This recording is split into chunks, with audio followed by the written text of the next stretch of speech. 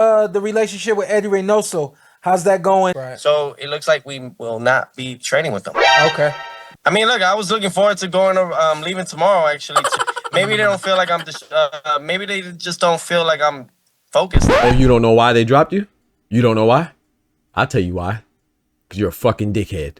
If I tell you I'm good, probably you'll say I'm boasting. But if I tell you I'm no good, you know one line. Yo, what's good, Boxing Talk family? It's your boy, Dr. Boxing Talk, back for another YouTube video. Banger, man. Yes, sir. Yes, man. I don't know what time it is. The doctor's in the house, man. So check this out. Y'all got to forgive me early because I'm going to be laughing throughout. I'm going to try my best to keep my composure. But it's going to be tough, right? So I was just watching Sean Porterway podcast, and they had a episode where they interviewed, Teofimo Lopez, right? And he disclosed some information that I'm going to be honest with you. I told y'all this. I saw this coming from a mile away. I'm gonna go ahead and pat myself on the back right now. I told y'all as soon as he signed with Eddy Reynoso and Saul Canelo Alvarez, I said either one or two things is gonna happen. Either he's gonna tighten the fuck up, or he gonna get shipped up out of there.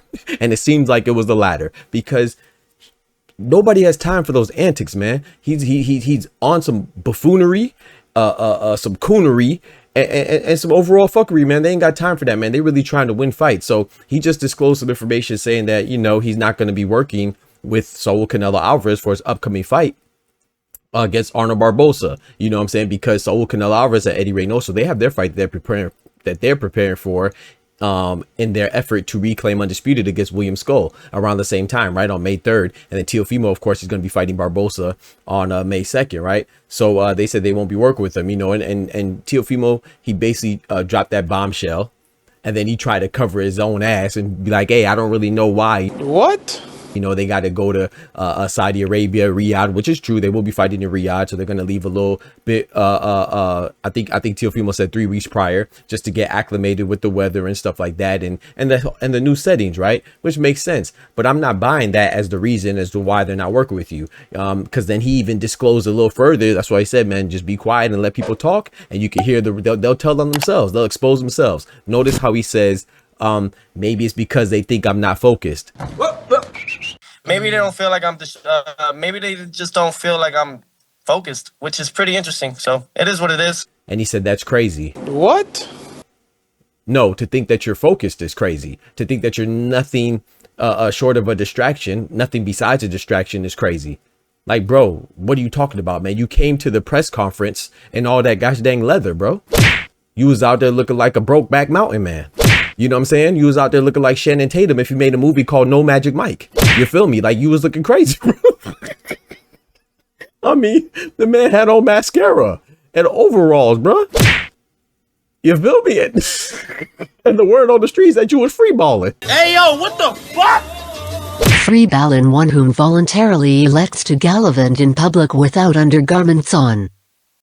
Like, come on, bro. Like, you just too goofy, man. And then not even to mention your other antics where you want 1 second you're saying follow Christ, and I'm saying thank God for that. We salute God. That's dope. But then on the other hand, in the same sentence, you calling certain demographics and certain ethnicities all types of racial slurs and all this other stuff like that, and being very derogatory towards other people. Just because they may look differently than you, and then you want to go and fraternize with these same people. No, bro, people ain't got time for that, man. So I'm not saying why Canelo and Eddy Reynoso cut him off. I'm not saying it was because they're righteous, but you know what I'm saying, I do rock with Saul Canelo Alvarez. I do, support this decision, man, because Teofimo, he's a clown, man. I don't think he should just be cut off from that camp. I think he should be cut off from boxing and the media, period. You know what I'm saying? But we are supposed to forgive and forget, and I'm working on that, because I ain't forgive that dickhead yet. You know what I'm talking about? So he is a good fighter. I got to give credit where credit is due. Shout out to him for being a 140-pound champion. But I don't rock with Teofimo. Ain't no shame in my game. And it seems like Eddy Reynoso and Saul Canelo Alvarez, at least for the imminent future, they don't rock with him either, because he got fired. You know what I'm talking about? And he sounds like a little baby back bitch over there about to cry about it and stuff. Nigga, you's a bitch! man, wipe your tears, man. You'll be all right. You know what I'm saying? Go ahead and train with your old coaches and stuff like that and get right, man. You know, Arnold Barboza is supposed to be easy money, right? That's what you said. He's easy money. So show it, bro. So you'll be all right. You don't need that. You could train yourself. So, but he's going back to his old trainer according to the interview, and we'll see how it goes, man. I'm rooting for Arnold Barboza Jr. and we'll see how it goes. To be honest with you, if I was to put money on it, I think Arnold Barboza has been on a hot streak, you know, coming off of a win against Jack Catterall, aka El Gato, and then also coming off of a win off of Jose Carlos Ramirez before that.